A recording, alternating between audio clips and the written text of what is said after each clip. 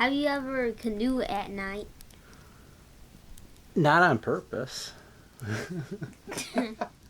About 15, 20 years ago, we went to this little primitive campground called Reed and Green, and it's on the Two Hearted River, and it's inland a bit from Lake Superior. And it was me, my buddy Matt, his brother Chris, and my best buddy Eric. So we camped there for about 5 days, and we didn't go canoeing, but we brought kayaks with us. Oh. And we knew how far the mouth of the river was from where our campground was, because we actually visited this campground a day earlier, and we assumed it was only going to be like a 4 or 5 mile long kayaking trip. So we grabbed our fishing poles, and now mind you, everything we did this night, don't do. Okay. Everything we did was wrong. The only thing that we did correctly on this kayaking trip was that we told our friends to pick us up at the mouth of the river, and we were estimating that we were going to get there right around dark, because we thought we were only going to be out there for 4 or 5 hours. This is like late September, so it was darker a lot later. It was unusually warm, so this is the stuff we didn't do right. We were both wearing t-shirts. We did not bring our life vest with us. Our phones really didn't work, and we didn't want to bring them because we didn't want to drop them in the water, so we didn't want to ruin them. So we had no idea of what time it was. So those are all the wrong things we did. So we hopped in our kayaks, and we started kayaking, and it was a little windy. We stopped a couple places. We went fishing. We shot the rapids a couple times, and we're taking our grand old time. And we got where we thought we were close to the mouth of the river, because we could actually hear the surf of Lake Superior off in the distance. But what we didn't know until the next day, when we looked at the map, is the Two Hearted River, for the 5 miles between the campground and the mouth of the river, it zigzags horizontally back and forth along the coast of Lake Superior before it actually comes out. So we were actually next to Lake Superior the entire time, but we were nowhere near the end of the river. So it was starting to get dark, so we figured the mouth of the river was going to be right around the next bend. And we got around the end of the bend, and it was a marsh. So we got into this marsh, and it was getting dark, and the moon was out but went behind the trees or the clouds, I don't remember, but we couldn't see where the water was flowing. It sort of like was stagnant water in this marsh. So we're breaking off pieces of the marsh grass and dropping them in the water, trying to figure out what direction the current was, because the direction the current was going was where we needed to go. But we basically got lost in this marsh for about an hour. We scooted around because we couldn't really see anything, but every little cutout in this marsh we explored, but we only could see like 3 or 4 feet from us. Okay. So it took us forever to get out of this marsh, and by the time we finally got out of the marsh, it was completely black. Oh. We couldn't see the moon, couldn't see anything, but you could hear Lake Superior again. So Eric, wanting to get to the mouth of the river, takes off as quickly as he could.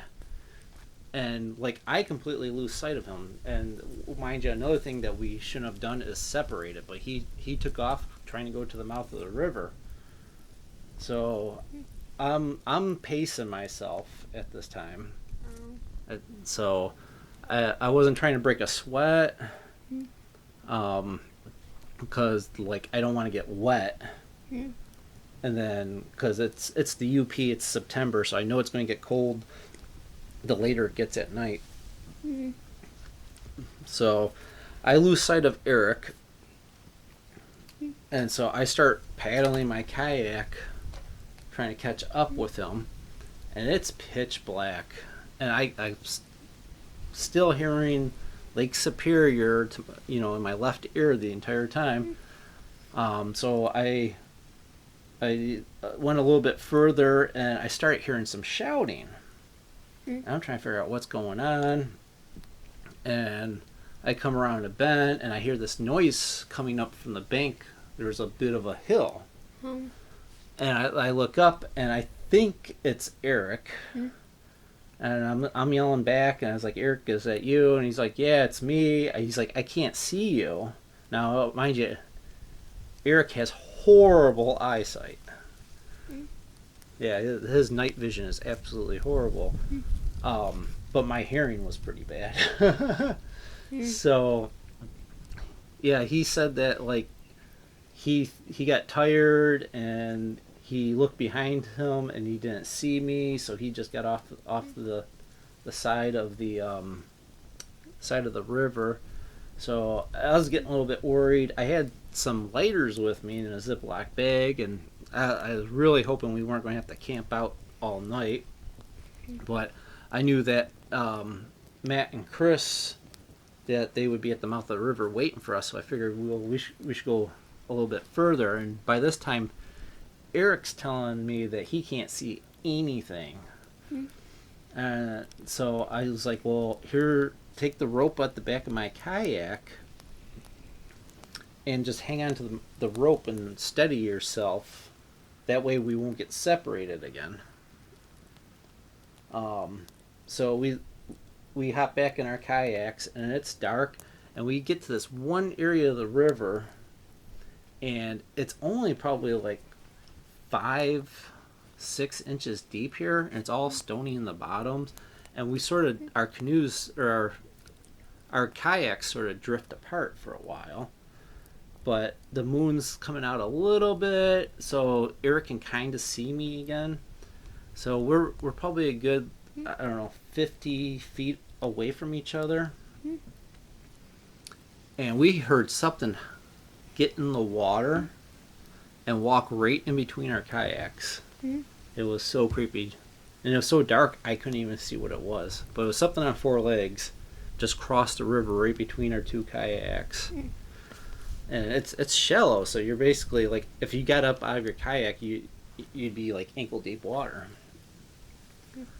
So Eric caught back up with me. I was getting upset with him because every time the moon would disappear behind the cloud, he would be grabbing on my kayak, and I kept on feeling like he was going to like tip me or something.